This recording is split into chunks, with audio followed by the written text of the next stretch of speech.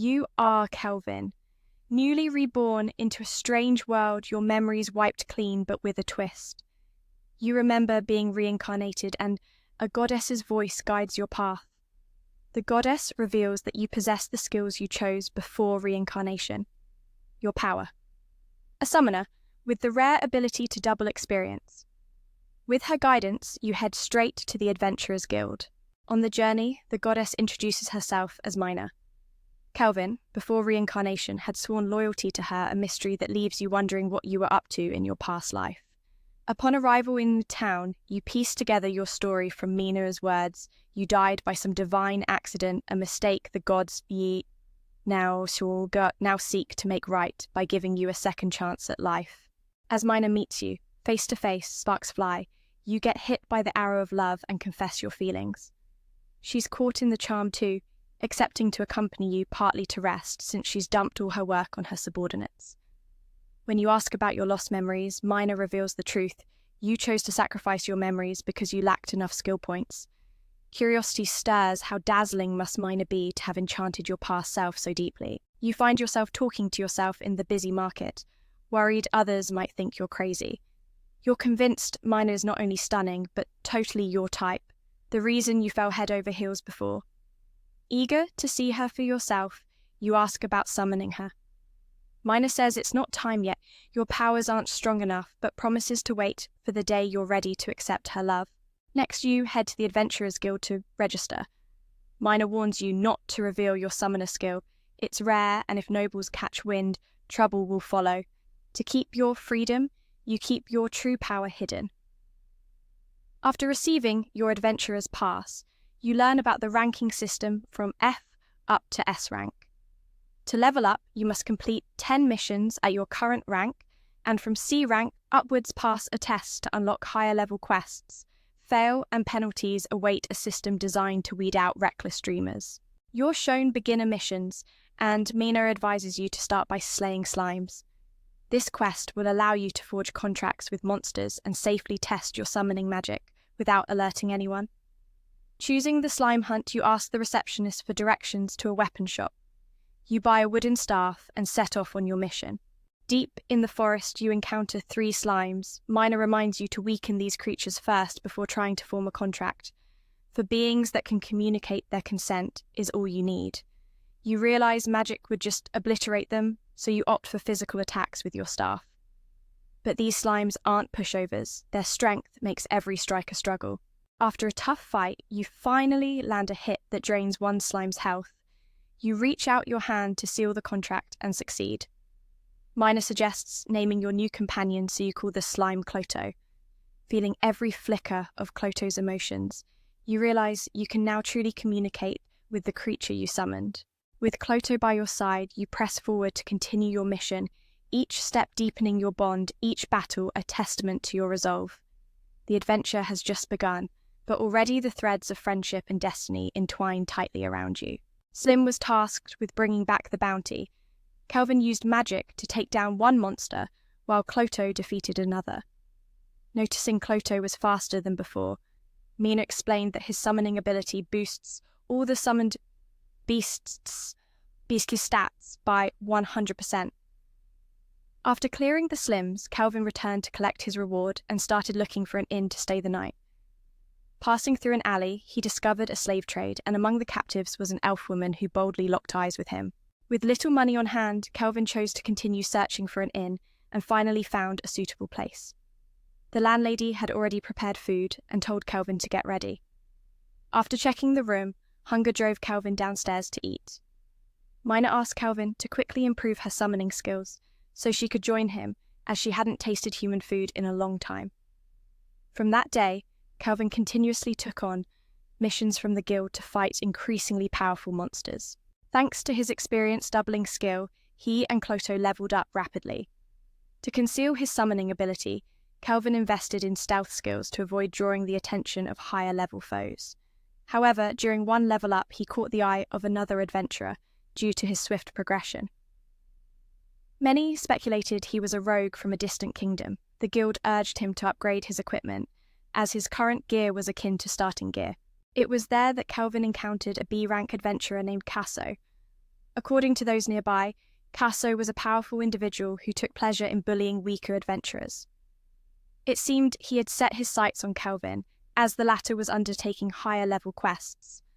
Casso suggested that Kelvin join him for the next mission, but the guild cautioned him that it would be too much for an E-rank like him. Kelvin, however, confidently declined and used appraisal to check Casso's stats. While they were slightly higher than Cloto's, he noticed some unstable skills and the title of Monster Slayer. Knowing Casso wouldn't back down, Kelvin challenged him to a duel. Whoever defeated the boss first in their upcoming quest would win. Casso agreed to team up with others, while Kelvin would tackle the mission solo. The guild members wanted to warn Kelvin about Casso, but he was too engrossed in conversation with Mina to pay attention. Kelvin devised a plan with Mina to set a trap for Casso's team. Meanwhile, Casso's appraisal revealed that he sensed Kelvin was no ordinary adventurer, yet he remained confident they could defeat him. The day of the showdown arrived, and Kelvin positioned himself ahead of them before the boss fight, anticipating their interference. They quickly realized his abilities and began to hesitate. Kelvin taunted the larger member into charging at him and fell into a prepared pit. He threw a dagger, and one of them fled in fear, while Casso attempted to flank him.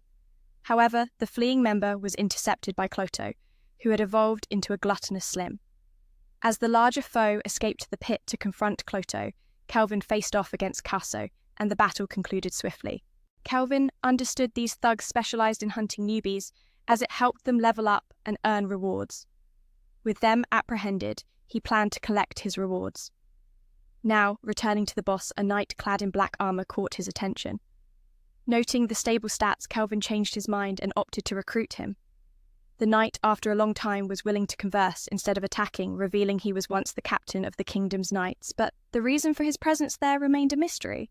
Kelvin proposed a contract, and the knight agreed, but wished to test Kelvin's strength first. Thus, they prepared for a duel. He introduced himself as Jero. After a while, Kelvin managed to put Jero in a difficult position, but suddenly Jero recalled a past regret tied to the mortal realm. An elf had once sought the king's aid, but the king had refused, leading to famine and death throughout the kingdom. Desiring revenge, Jero lingered in the mortal realm. Despite his strength, Kelvin ultimately defeated him. The following day, Kelvin claimed a portion of Jero's armor as a reward. Casso's gang was imprisoned for their actions, while Kelvin earned a significant level up. Jero returned to join Kelvin's team, who noticed a new receptionist and wanted to flirt with Mina. She complained since she was Kelvin's fiancée, but he countered that title was just an excuse for Mina to avoid responsibilities. Just as they ascended the stairs, Kelvin encountered a dignified gentleman who noted what a lovely day it was for an adventure. With similar intentions to venture outside, he advised Kelvin to occasionally relax. Kelvin recognized him as the guild master and introduced himself as Rio. Rio was aware of Kelvin's reincarnation, which shocked him. Upon appraisal, he realized that Rio was of a higher rank and had greater appraisal capabilities than Kelvin's concealment. Thus, Kelvin's identity was uncovered. As they sat down to talk, Rio also recognized Kelvin as a summoner and revealed that he had personally defeated the Dark Knight. Kelvin remained cautious, but Jero believed Kelvin's state couldn't be hidden forever. Thus, it would be beneficial for him to share his secret with at least one more person. Kelvin confessed to Rio about his abilities and inquired why Rio, with such a high appraisal skill, hadn't noticed his companion's criminal background. Rio apologized, explaining that her noble lineage from the Empire made it difficult for him to act against her. He intended to gather evidence before taking action, but Kelvin beat him to it. After a lengthy conversation, Kelvin wanted to get to the main issue. Rio expressed his desire to collaborate with him, since he had previously encountered another reincarnated individual, a hero from Mina's kingdom, whom she had transported before. If Kelvin was interested, she would share more later. Rio mentioned that the Demon King was on the verge of resurrection due to increasingly aggressive monsters. The rise of powerful Dark Knights served as evidence of this. Since heroes couldn't protect the entire continent by themselves, he sought Kelvin's help to eliminate some threats, allowing the heroes to focus on their main mission of defeating the Demon King. Aware of Kelvin's motives for concealing his identity to avoid the nobility, he proposed a deal. If Kelvin helped deal with the monsters in the surrounding area, he would receive appropriate rewards and an exemption from the normal adventurer assessments. Before Kelvin could act, a man was about to find evidence and take action himself, but Calvin stepped in first. Enough small talk, Calvin wanted to get to the point. Rio revealed he wanted to cooperate with Calvin because he had also encountered reincarnators like him before, including the hero in Miner's kingdom. Rio knew them as people Miner had previously teleported. If Calvin was interested, Rio promised to share more. He also mentioned that the Demon King was about to be resurrected as monsters were becoming more ferocious. The recent surge of powerful knights was part of the signs. Since the hero couldn't protect the entire continent alone, Rio asked Calvin to help eliminate some threats to ease the hero's burden in their main mission, exterminating the Demon King. Rio understood Calvin's reasons for hiding, avoiding the nobility, and proposed a deal Calvin would handle monsters nearby, in exchange for suitable pay, a special rank upgrade without any exam, and protection of his identity and freedom from the noble's reach. Finding the offer reasonable, Calvin agreed to partner with Rio. Back at the inn, the landlady was thrilled at Calvin's rapid rise to rank B and promised to cook extra food for him that night. Calvin thanked her, but asked for lunch first, bringing it back to his room. He then asked Miner to share stories about the heroes. She explained that the heroes were summoned by people from this world who sought the most beautiful warriors to bring over. Calvin grew intrigued by the Demon King's tale, though Miner warned it might not concern him and begged him to stay out of it. Calvin called Clutto out, took money from him and stepped outside. Before leaving, he asked the innkeeper to prepare another meal for him. Feeling upbeat, Calvin was asked by Jero where he was headed. Calvin admitted he wanted to buy a female slave, shocking everyone. He sought a slave who had never been tainted by previous owners, and whose skill points could be used for his purposes to strengthen his team and have support from the rear lines. Calvin had noticed an elf slave earlier and decided to return to check on her. He found the same elf girl still there, cursed so that anyone who touched her would be burned, which scared off buyers. This meant she remained untainted, just what Calvin wanted. He asked Miner how to lift the curse, and she said it required an A-rank curse removal skill. After a day of preparations, Calvin came back to buy her. The owner warned him, but with money in hand, the sale was done. The elf girl, once again seeing the sky, thanked Calvin. When asked how long she had been a slave, she said she was Effie, and had been one since childhood, never even knowing her parents' faces. Effie begged Calvin not to touch her because she didn't want to hurt anyone anymore. Calvin, now strong enough, broke the curse using all his skill points, meaning he would take longer to summon Miner again. Miner understood, knowing Calvin needed someone by his side until then. Calvin brought Effie back and asked the landlady to find clothes and prepare food for her. Effie was shy and hesitant to touch anyone, but once the curse was lifted, she was caught by her aunt, who wanted her to change into a maid outfit. Calvin waited a long time before the aunt brought Effie out dressed. The aunt didn't pry into her past, but went to get food for Calvin. After they ate, both retreated to Calvin's room. Calvin explained his identity to Effie and asked her to keep it secret. He taught her how to allocate skill points and let her choose her own fighting style. That night, Calvin asked the landlady for another room for Effie, but none were available, so they had to share one. At midnight, Calvin woke up struggling to resist temptation with Effie beside him, unable to sleep. A month later, Effie had mastered archery combined with fire magic. Together with Calvin's team, they completed many missions. Effie's unique skill was blending archery with flame magic. Returning to the guild, the receptionist congratulated Effie on her promotion to B rank, like Calvin. However, during her promotion exam, she accidentally shot the proctor in the head while using invisibility magic. To celebrate, the receptionist took Effie and Calvin to a newly opened bakery. The next morning, Miner left Calvin's body to deliver something, giving Calvin the freedom to hang out with the receptionist and Effie without Miner's interference. The receptionist wore a much more playful outfit than at the guild, while Effie donned a beautiful white dress that stunned Calvin. Just as they arrived at the bakery, Effie and the receptionist started feeding Calvin, causing onlookers to assume he was two-timing, putting him in an awkward spot. Suddenly, a prince from the Empire appeared, sending his men to overturn Calvin's table. The prince demanded Calvin hand over the two girls if he wanted to live. Calvin effortlessly punched away the prince's henchmen and used gravity magic on the prince himself. It turned out the prince had heard rumors of a powerful adventurer living here and wanted to recruit him as a subordinate. But Calvin recognized the strong adventurer was himself and refused immediately. Meanwhile, Miner flew to her shrine in the royal kingdom, to meet a nun informing her that darkness had appeared in the Western Continent's empire. The nun contacted the hero group, urging them to head to the west at once. After returning, Mina showed Calvin the stats of the heroes she had summoned here. Calvin and the others showed interest and concern. Later, Calvin learned the prince only acknowledged the former Demon King as his master. After Victor passed away, Calvin went to lift the seal on the former Demon King Sarah. Upon awakening, Sarah burst into tears upon hearing of Victor's death. Calvin then asked Sarah to form a contract with him, just as Jero had done before. Using a hairpin disguise, Calvin hid Sarah's horns and escorted her out of the dungeon. End of provided subtitles. At that moment, Mina had flown to her temple in the royal kingdom to meet with a priestess. She informed the priestess that the empire in the Western Continent was under the shadow of darkness. The priestess then summoned the group of heroes, insisting they must head to the Western Continent immediately. Upon returning, Mina showed Calvin the stats of the heroes she had sent over, and Calvin and the others were disheartened to learn that this group was significantly weaker than they were.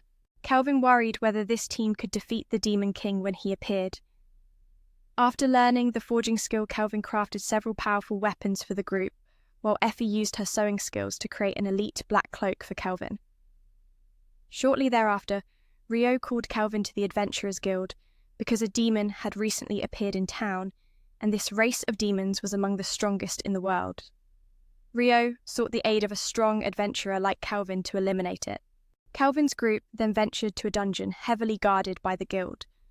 An older adventurer named Uzo informed them that the demon was inside this dungeon. Consequently, Calvin quickly directed his team down into the depths to search for it. The group felt something was amiss as they encountered no monsters in the dungeon. However, upon entering a room at the end of the dungeon, they discovered a girl bound amidst thousands of monster bones, with a demon appearing before them in shocking fashion. He introduced himself as Victor. It turned out Victor was the one who had eliminated all the monsters here, and the red-haired girl trapped in the room was the daughter of the previous Demon King. For some unknown reason, the former Demon King had sealed his daughter here, commanding Victor to guard her all this time. Suddenly, Victor lunged to attack Calvin, but Zero immediately intercepted him, while Calvin's gravity magic had no effect on Victor. Nevertheless, Calvin was thrilled to once again face a formidable opponent. Soon after, Victor reanimated the monster corpses around them to fight Calvin. But for Calvin and Zero, these undead were nothing more than pesky flies, and they swiftly dispatched Victor's minions in a short skirmish. Seeing this, Victor unleashed a fog and burrowed underground to attack from below. Zero attempted to withstand Victor's assault, but was still sent flying by his strike. Cloto then charged in, gripping one of Victor's arms to create an opening for Calvin to bind him with magic. Effie used her invisibility spell to sneak around and shoot fire at Victor's other arm, while Calvin enchanted Jero's sword, allowing him to strike off Victor's remaining arm. Despite being heavily injured, Victor still had a trump card. He transformed into a giant monster and soared to attack Calvin and his team. However, Jero successfully blocked his fist, which felt like 1,000 tons. Meanwhile, Effie provided support from a distance shooting arrows, while Jero engaged in close combat. Cloto then unleashed thousands of swords concealed within him toward Victor. Taking advantage of Cloto's distraction, Calvin and Effie combined their magic to blow him away. But when a boulder was about to fall on the former Demon King's daughter, Victor rushed to save her, sustaining grave injuries from the combined magic of Calvin and Effie. Victor had been tasked by the former Demon King to raise his daughter Sarah since she was a child. However, the former Demon King never allowed Sarah to leave the castle for her safety. One day, when the hero's army attacked the Demon King's castle, he had to move Sarah to this dungeon before being defeated. He sealed Sarah away, hoping the war would pass, wanting his daughter to live happily in a time of peace. Knowing he wouldn't survive, Victor begged Calvin to take care of Sarah in his stead. Calvin replied that if Victor became his subordinate, he would heal him. But Victor refused, having always regarded the former Demon King as his master. After Victor closed his eyes for the last time, Calvin approached and unsealed the former Demon King for Sarah. As she regained consciousness, Sarah immediately burst into tears upon learning of Victor's passing. Shortly after, Calvin asked Sarah to form a pact with him just as Jero had done before. Calvin disguised Sarah's horns with a hairpin before leading her out of the dungeon. he also deceived Uzo into believing that Sarah was a hostage taken by the demons. After the recent battle, Jero had accumulated enough experience to evolve, but Sarah felt quite bewildered as she had never left the Demon King's castle before. However, as soon as she stepped into the town, Sarah was enchanted by its vibrancy, experiencing the night markets of the human world for the first time. After defeating Victor, Kelvin was promoted to rank A. The innkeeper and other adventurers threw a party in his honor, and that night everyone celebrated until they fell into a blissful slumber. Kelvin used his S-ranked forging skill to create a pair of iron gauntlets for Sarah from Victor's remains, while Effie crafted a defensive cloak for Sarah using her S-ranked sewing skill. Kelvin also forged a new magic sword for Jero. Kelvin suddenly realized that, since arriving in this world, he had yet to eat a single grain of rice. At that moment, he craved a delicious bowl of rice, like back on Earth. The next morning, Kelvin's group set off for a coastal kingdom known as Water Kingdom. After the party the previous night, Mina understood that Kelvin would not be able to summon the goddess like she did. Therefore, Mina returned to the divine realm to find a substitute body for Kelvin to summon her into. Kelvin deceives Uzo into believing Sarah is a hostage captured by the MMA. After their recent battle, Jero has gained enough experience to evolve, but Sarah feels lost. She has never left the Demon King's castle before. Yet stepping into the bustling town, Sarah's eyes light up with wonder at the vibrant life around her. For the first time, she witnesses the lively night markets of the human settlement. After defeating Victor, Kelvin is promoted to rank A. To celebrate, the innkeeper and fellow adventurers throw a wild party where laughter and drinks flow until everyone collapses. Using his S-rank forging skill, Kelvin crafts a pair of iron gloves for Sarah from Victor's remains, while Effie sews a protective cloak with her S-rank tailoring talent. Kelvin also forges a new magic sword for Zero. Suddenly, Kelvin realizes he hasn't eaten a single grain of rice since arriving in this world, and his craving for a delicious bowl of rice, like back on Earth, grows intense. The next morning, Kelvin's group sets out for a coastal kingdom known as the Water Nation. Meanwhile, after last night's party, Mina realizes Kelvin can't truly summon her. So, Mina returns to the divine realm to find a proxy body for Kelvin's summons. Kelvin and Sarah sense someone has been shadowing their carriage all along. Upon reaching the Water Nation's border, a band of thieves led by a female rogue blocks their path, trying to steal their carriage. These thieves belong to the most ruthless gang in the Water Nation, the Black Wind Clan. Seeing they seem weak, Kelvin declares Sarah will face them alone. The female rogue commands her henchmen to attack, but Sarah swiftly dispatches them with ease. She then captures the entire gang, including the rogue leader, to bring them to the Water Nation's authorities. The Water Nation is a land rich in culture, its architecture reminiscent of feudal Japan. Sarah is thrilled this is her first time seeing the vast ocean.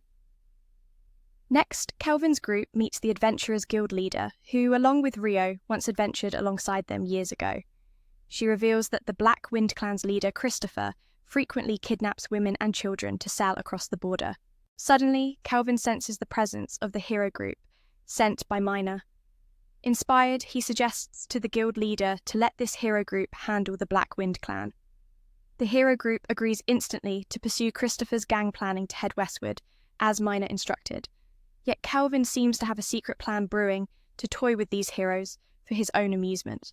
Meanwhile, Christopher's henchmen have captured a mother and her child. The mother panics, realizing her daughter is about to be sold. Just then, Kelvin's group bursts in, unleashing fury to rescue the mother-child and other kidnapped girls. Christopher and his commanders meet to discuss, only to be thrown into chaos as Kelvin's team storms their hideout. Christopher trembles, recognizing Kelvin's overwhelming power. At that moment, the hero group led by Tuya arrives on the scene, ready to join the fray and bring justice. The lair of the Black Wind Gang. As they stepped into the prison room, shock froze them. There stood Cloto towering right before the door. Just as they prepared to attack, the girl from earlier stepped forward to explain Cloto was the adventurer's loyal pet, the same team who had saved her and the others here. The girls inside the cell whispered in awe, realizing Tuya was a true hero. Without hesitation, Tuya led his team onward. Soon after, Tuya's group spotted Christopher's crew, brutally knocked down by Kelvin's strike, sprawled helpless on the ground. But Tuya misunderstood. He thought Kelvin's group were thieves, and Christopher's team were the rescuers. Convinced that Kelvin's gang was the Black Wind responsible for such cowardly acts, Tuya's anger flared. Kelvin, however, denied being a thief, claiming instead he enjoyed trampling on the weak. Tuya's fury grew. Introducing themselves with fierce resolve, they vowed to defeat Kelvin. He scoffed, calling them weak, and casually offered to take them on all at once. Tuya disliked unfair fights, but his friend Suna warned him not to be reckless. Kelvin was hiding something. Fighting him alone would be dangerous. She even sensed a powerful magic radiating from his cloak. Taking her advice, Tuya accepted the daunting 1-against-4 challenge. Both sides stepped back to strategize. Kelvin told Sarah to sit this one out, saying she had been too rowdy on the way here. He insisted on facing all 4 by himself. Only then would they take him seriously. Despite the risk, Kelvin wanted to use this battle to overcome his weakness against multiple opponents. Meanwhile, Tuya's group prepared, calling upon elemental spirits to aid them as the fight ignited. Tuya charged fiercely toward Kelvin, who swiftly retreated and launched an attack. Sesson blocked the strike while Nana summoned a dragon to breathe fire. Kelvin dodged effortlessly and closed in on the mage Miyabi, using his gloves' skill-copying power to steal her magic. Furious Tuya pressed forward alone, thinking that denying Kelvin any opening would be enough since he appeared to be a mage. But Kelvin had already borrowed combat skills from Sarah, fighting barehanded with deadly precision. Seeing Tuya struggle, Sesson rushed in, forcing Kelvin to fall back and raise an earth wall. But Sesson's sword could slice through anything, cutting the wall instantly. Kelvin used the rubble as a smokescreen to cast a spell, and Tuya bravely blocked it to protect Suna. Though wounded, Tuya refused to yield. He bore the weight of being a hero. The battle escalated. Elemental spirits blinded Kelvin, followed by ice and gravity magic, to hold him down, allowing the others to strike head-on. Kelvin responded with a powerful burst that blasted back the attacks, acknowledging their teamwork. He advised the rear duo to use more coordinated tactics. Suna needed better footwork, and Tuya drew his sword, preparing for the next strike. Cesar, filled with frustration, implored him to think of his own well-being. They reminisced about the moment they were transported here, the weight of responsibility pressing down on them. Tuya realized he wasn't alone. He had friends to rely on instead of carrying the weight alone. The 4 of them rallied, seizing an opportunity while Kelvin was distracted. They had the spirit of teamwork first, a spirit to blind him, then spells of ice and gravity to bind him, allowing the others to charge at him directly. Knowing his secrets were exposed, Tuya split his longsword into 2, attacking Kelvin fiercely, only to be caught and frozen by Nana's strongest ice magic. Miyabi summoned a demon to join the assault, forcing Kelvin to summon 2 guardians for defense and begin crafting a spell to break free. Suna rushed to stop him from finishing, but Kelvin completed it just in time and escaped the ice trap. Kelvin struck Suna, disabling her, then targeted the demon's rider, knocking them down and causing the demon to vanish. Nana transformed into a shield to open a path for Tuya, only to be blinded and sent flying by Kelvin's counterattack. Tuya, lacking calm, was swiftly struck down as well. When Tuya awoke, everyone was safe, and Kelvin sat calmly beside the girl and the slim creature. Tuya realized Kelvin was the veteran adventurer who had already handled the Black Wind gang. Kelvin had deliberately let them misunderstand, using the battle to both challenge and teach them to grow stronger. Now Kelvin wielded the victor's power to command his defeated foes. Tuya removed his cloak, and Kelvin sent the captured Black Wind members to the guild. When asked about his plans, Kelvin said he intended to train Tuya's group. Sarah asked why he would bother, and Kelvin shrugged. It was simple. They'd all been summoned by Mafina, making them kindred spirits. He observed and guided them, teaching both fundamentals and battlefield adaptability. The group's mentor, Gia, expressed a desire to rematch Kelvin once they grew stronger. Kelvin agreed, seeing it as a good idea. Later, during a meal, Sarah rambled on incoherently, prompting Kelvin to tell her to go fishing instead. Tuya's team shared their story of how they were summoned here, and Kelvin asked how they managed fighting the giant octopus monster. It had been tough, he said, but facing S-rank dungeon beasts would be an entirely different challenge. Though reluctant to admit it, Kelvin acknowledged they were too weak. Now running away was their only option against high-level monsters. Suddenly, Sarah caught an S-rank dragon. Kelvin warned that fleeing from such monsters would only endanger nearby civilians. Tuya felt scolded, but insisted they would train hard and find ways to fight back. Seeing Tuya's maturity, Kelvin decided to negotiate with the dragon. A few days later, Tuya's group prepared to leave, not wanting to burden Calvin's team any longer. Calvin watched them go and asked Jero if he believed this team could defeat the nation that had destroyed Jero's homeland in the west. Jero didn't think so. He wasn't driven by revenge, but wished to continue traveling with Calvin and the group. Calvin then resolved that after defeating all the powerful foes on this continent, they would help Jero lay his past regrets to rest. Facing an S-rank threat running away would only endanger the innocent nearby. Yet Tuya's group wasn't reckless. They didn't want their friends caught in the crossfire. They vowed to train harder, craft new strategies, and return stronger. Seeing Tuya's newfound maturity, Calvin decided to negotiate briefly with the dragon. Days later, Tuya's team quietly set off, not wanting to trouble Calvin's group any further. As Calvin watched Tuya's group depart, he asked Jero about the devastated homeland to the west. Did he believe their team could defeat that country? Jero was surprised Calvin still remembered. He wasn't driven by revenge, he just wanted to keep walking alongside Calvin and the others. So Calvin resolved that after conquering all the powerful foes on this continent, they'd help heal Jero's lingering regrets. Effie admired Calvin's kindness, especially when he gifted Tuya's group enchanted cords before their departure. Suddenly, Sarah rushed in with news the guild leader's assistant was looking for Calvin. The moment Calvin had been waiting for had arrived. He asked if everyone still remembered why they came here. Sarah replied, "The rice." Calvin corrected her. "No, the real need is rice." With the bandits dealt with rice was now their sole focus. The team headed to the kingdom's castle, and Calvin noticed its architecture mirrored Japanese styles. Jero explained the kingdom's first king was also an otherworlder, like Calvin. Inside, Calvin spotted Japanese tatami mats. He removed his shoes before stepping in, setting an example that everyone else followed. Meeting the queen, she introduced herself as Shaki, and remarked that Calvin must be incredibly knowledgeable to recognize the tatami and follow proper protocol by removing his shoes. Hearing her surname Calvin, realized she was from the Kyu Nihon clan. The queen noted the formalities reminded her of lessons from her days as a princess, nothing too daunting. She then suggested they drop the stiff ceremonies. Shaki expressed her heartfelt thanks for their help in defeating Thao Fat's bandits and eliminating the cave monsters. Unfortunately, she couldn't show gratitude openly, because the Empire had its eyes on this land. When she asked Calvin what reward he wanted, he asked to purchase rice from the kingdom. She was puzzled why he didn't choose wealth or fame, but he believed those were mere illusions compared to what truly mattered. Calvin said those were just hollow illusions, better to have real food to fill one's belly. Intrigued by his grounded nature, Shaki decided to offer him as much rice as he wanted, promising to send more whenever he ran out. Then, she invited the whole group to a small feast. Calvin got to savor an authentic Japanese meal, and the taste of the rice had him praising it, uncontrollably eating until he was full. Seija and Effie also tried the Japanese dishes.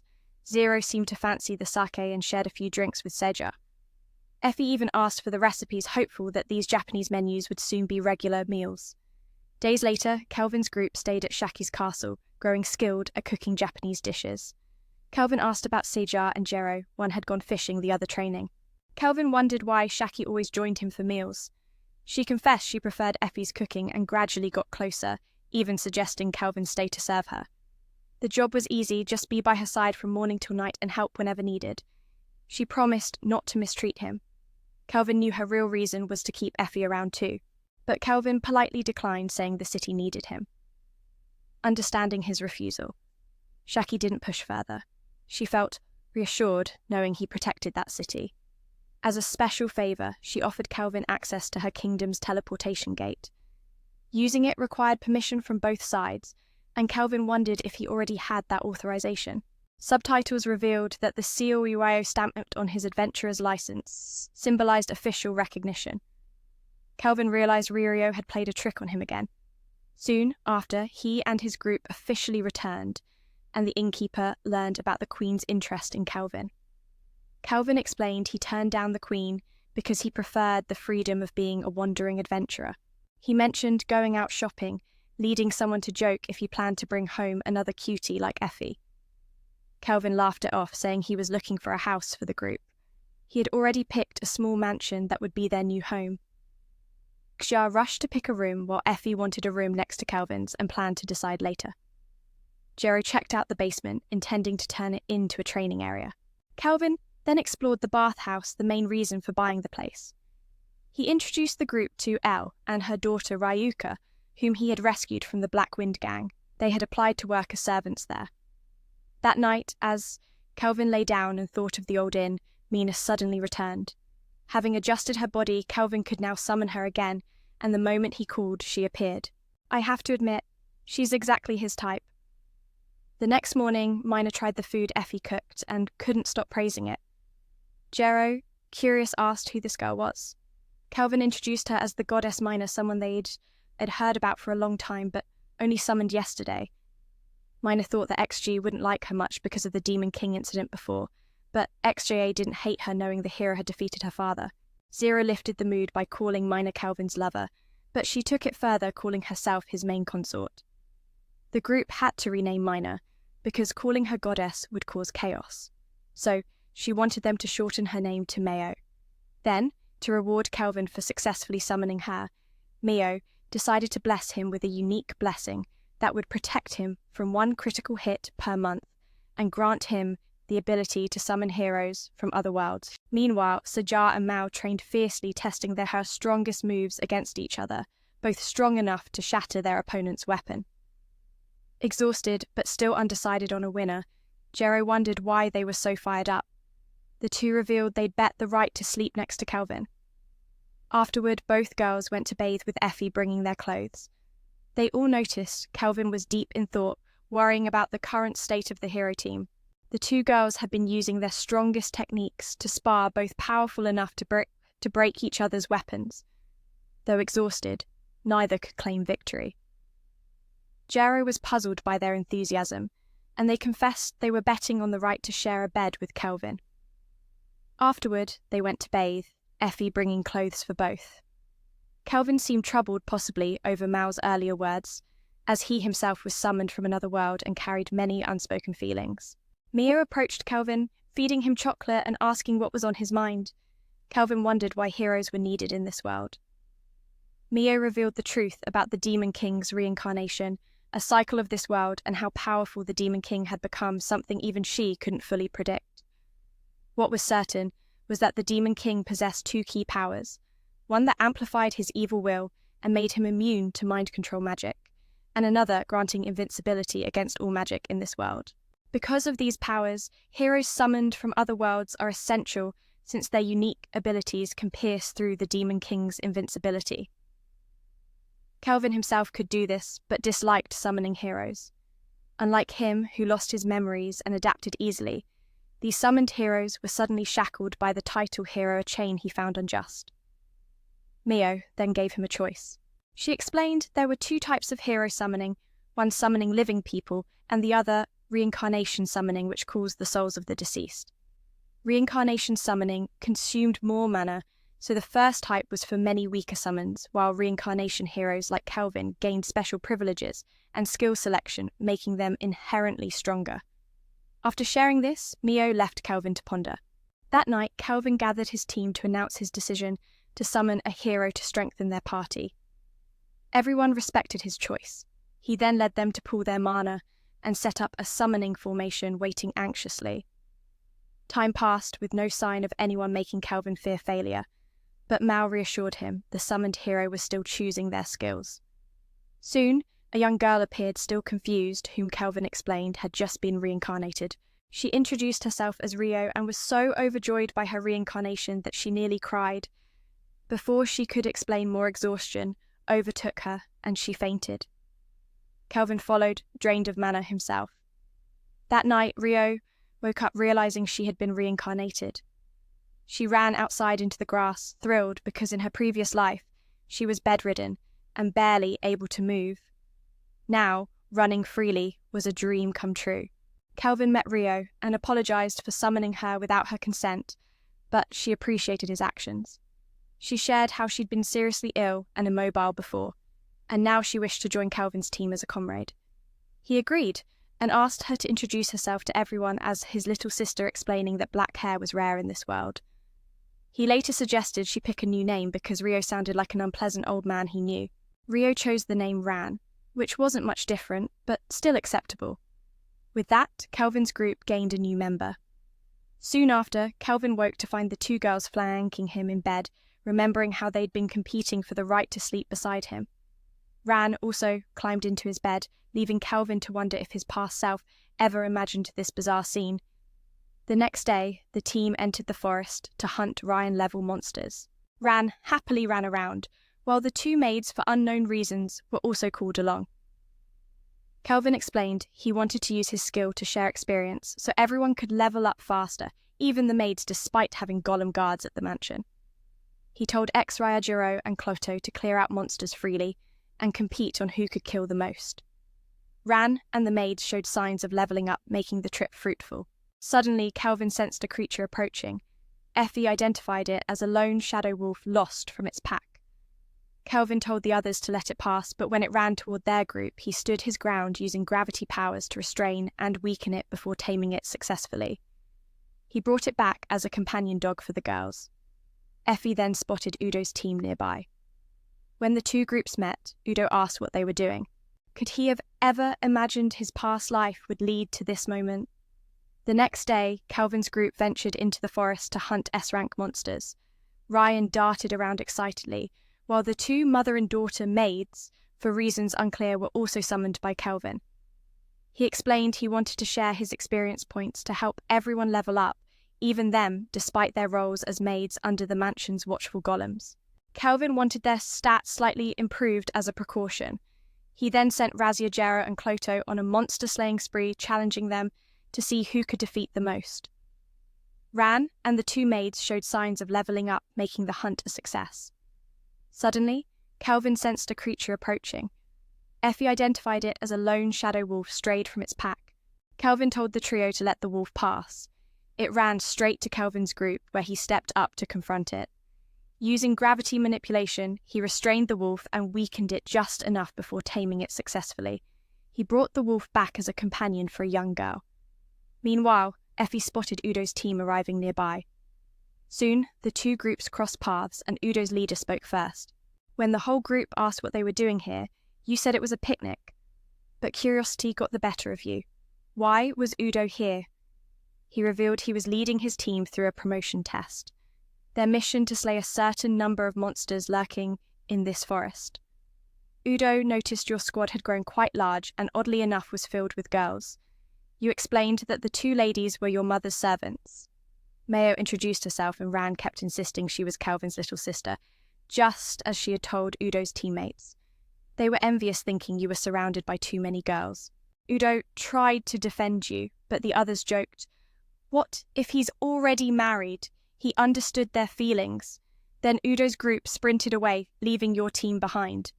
Just then, your group returned and began asking about Udo's team. Calvin recounted their arrival to hunt monsters for their promotion test. That's when Exia gasped the three of them had accidentally wiped out all the monsters here, leaving the forest barren. Calvin had no choice but to approach Udo and apologize for ruining their chance at the test. But Udo held no grudge, saying all that mattered was explaining things to Old Man Rio. Still, Udo was impressed. With a team this strong, Calvin's path to an S-rank promotion wouldn't be too steep. This news blindsided Calvin. He hadn't even heard about this S-rank promotion business. On their way back, Calvin and Ryan bathed the wolf pup. Ryan named it Alex, and Calvin was stunned that Old Man Rio had kept the promotion test a secret from him. Putting that aside for now, Calvin fastened a collar on Alex so no one would mistake the pup for a monster. Ran seemed to understand what Alex was saying thanks to the communication skills she possessed. The bond between Ran and Alex grew deeper, as if the wolf pup's thoughts spoke through her. Meanwhile, Calvin wrestled with the weight of these new revelations, the path ahead suddenly more complex, yet filled with promise. The forest, once a battleground, now felt like the starting line of a greater journey. In the days that followed, Ryan trained diligently with her sword, fished with Uncle Hai, exercised with Cloto, and often ate at Uncle Udo's place. Seeing Ran's joy day by day brought peace of mind to Mao and Calvin. One night, while I and Mao slept, Calvin and Seja stayed awake, sensing a lurking threat near the mansion. Ran and Alex also woke up alerted by Seja, who was guarding the mother and child's quarters. Kelvin borrowed Effie's heavenly eye to scout and discovered about 14 intruders, all relatively weak. He decided to let Ran take the lead, ordering the 2 golems at the door to retreat and let her fight. If things went south, he would intervene. Ryan stepped out to battle, eager to prove her strength and support Kelvin. She faced the assassins one by one. Raya judged Ryan's swordsmanship as still lacking, but noted that with effort, she could become formidable. Her coordination with Alex was already impressive. After dispatching the attackers, Kelvin noticed the leader hadn't appeared and planned to deal with him, asking Cloto to clean up. The leader sensed danger and tried to flee, but Kelvin lay in wait. Back at the Empire, a council gathered between the king and generals. Opinions split. Some urged seizing this moment to conquer other nations fueled by newfound power and a dragon under control. They suggested testing the dragon in battle before full deployment. Meanwhile, the opposing faction cautioned against such recklessness, advocating for the preservation of peace. However, one of the 5 generals was absent from the discussion, leaving the vote tied. The king determined to heed the council-ordered soldiers to summon the missing general for a final decision. This general, currently indulging in personal interests, was reluctantly called to the meeting, his displeasure evident as he prepared to depart. The next day, Kelvin and his group set out eastward towards an elven village.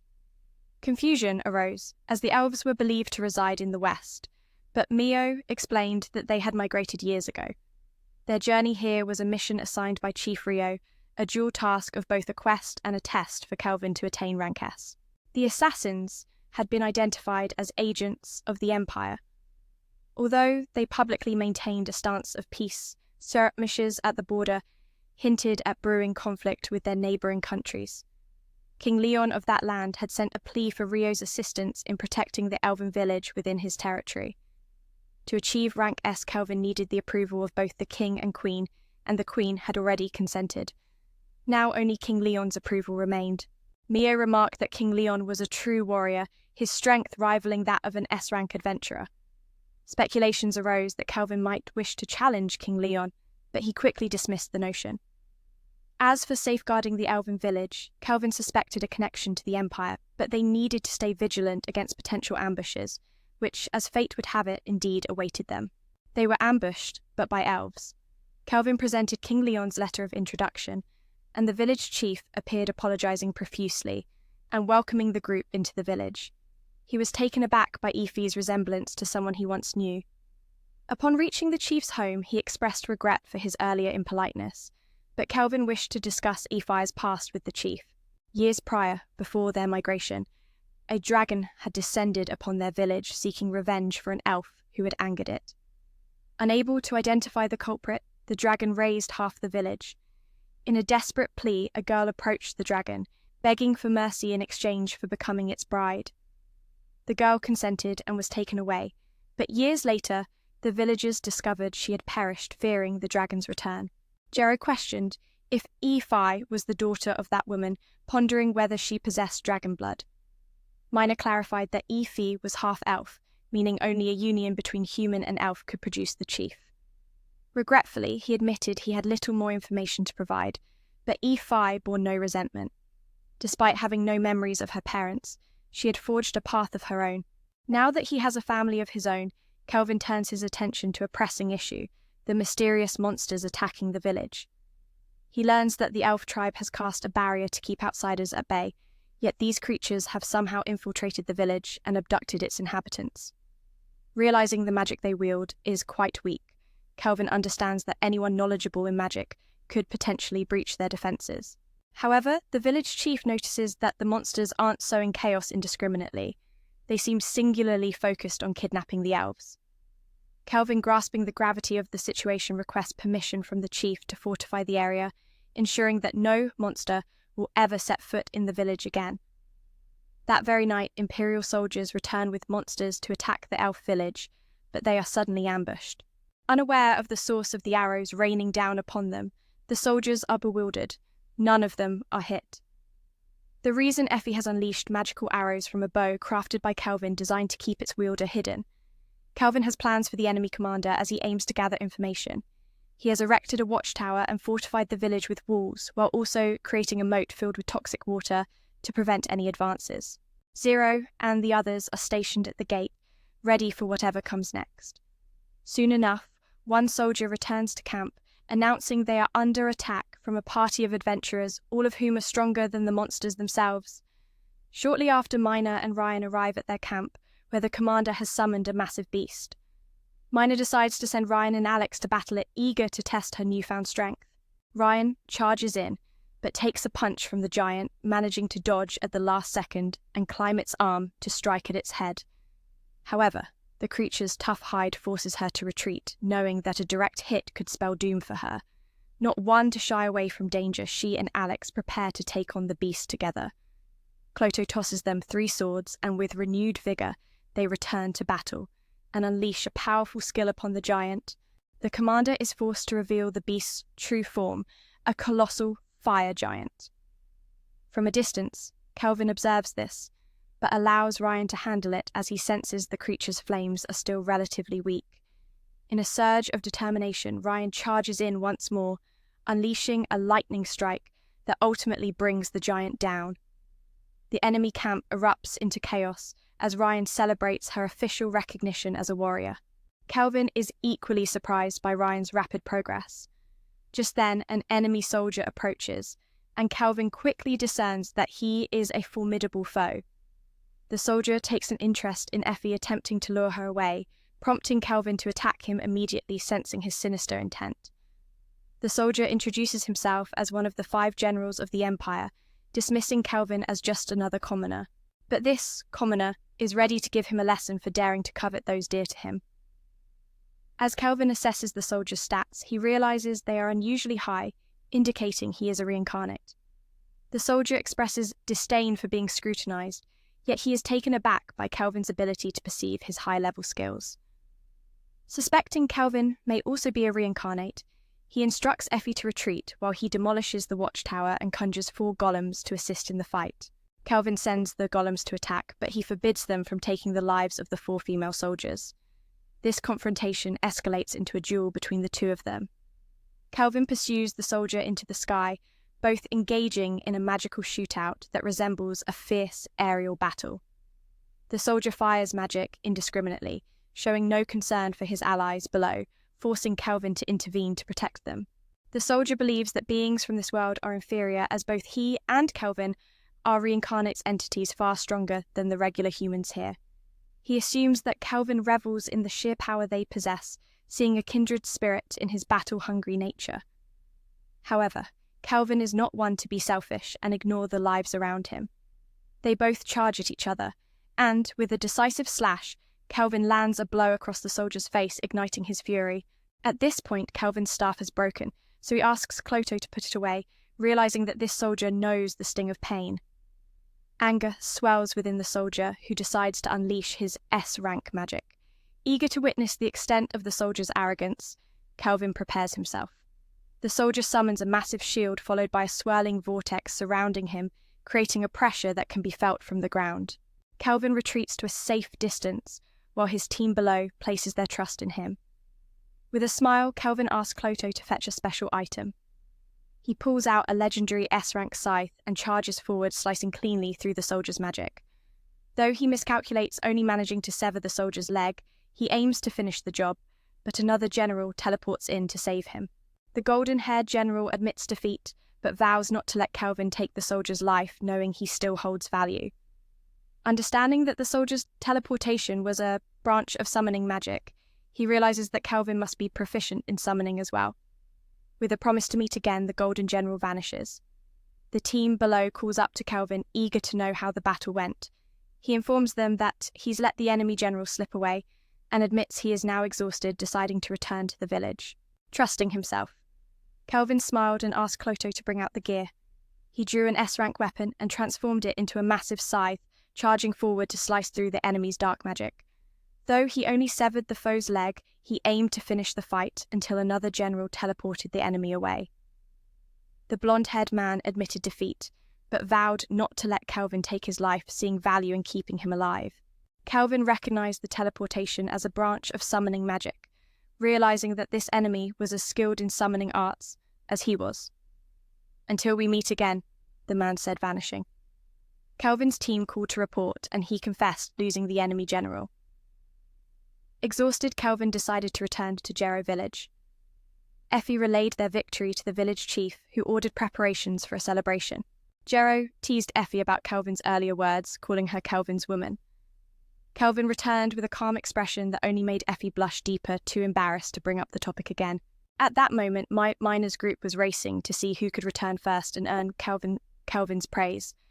Ran, with his newly discovered lightning skills, claimed victory. Surprisingly, the others weren't bitter. Ran had truly grown. Kelvin, seeing the group so joyful, felt a deep satisfaction. He didn't want to repeat past mistakes or become like that other guy. Meanwhile, that blonde-haired man had his legs healed, but the same blonde also decided to experiment on him. Back in the elf village, the celebration roared on, lively and bright. Kelvin stepped outside, lost in thought. "Hey, what's on your mind?" someone asked. He reflected quietly on how lucky he was to be here among these people, and vowed to grow stronger, no matter what, to protect everyone so he would never face regret. The village chief then handed Elf a keepsake from her mother. Feeling affirmed by this discovery, Elf asked Kelvin to wear it and promised to serve him forever. Others gathered as well, and suddenly a young girl from the village embraced Kelvin. She was none other than Queen Leon, but just her proxy body. Queen Leon had been watching over him throughout the battle. Kelvin had passed his trials and officially became an S-rank adventurer. In 4 days, Queen Leon would challenge him to a duel, filling him with fierce excitement. His battle frenzy revealed itself, causing everyone to sigh in resignation. Kelvin's journey to face stronger foes was only beginning, but that story would unfold in future chapters. For now,